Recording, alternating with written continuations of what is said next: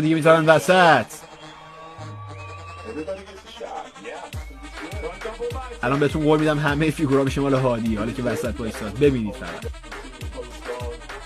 بی‌نظیر این پسر، لتشو ببین، شیکم، سینه، شونه، 4 سر اصلا نمیشه گفت. لت از رو به رو.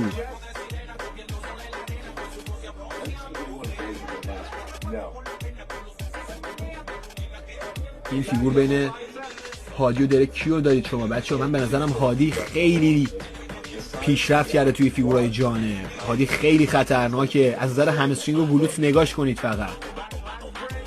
فیگور پشتش خیلی خوب شده.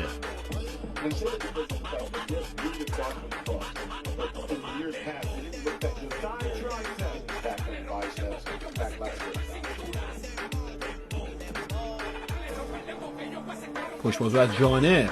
این فیگورم فیگور مشخص کننده میتونه باشه. این فیگور قطعا مال هادیه.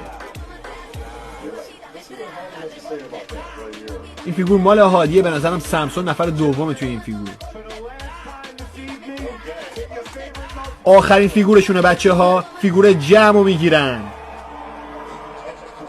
اینو میبینید هادی چوپان کامل وحشیانه اومده. گرگ پارسی.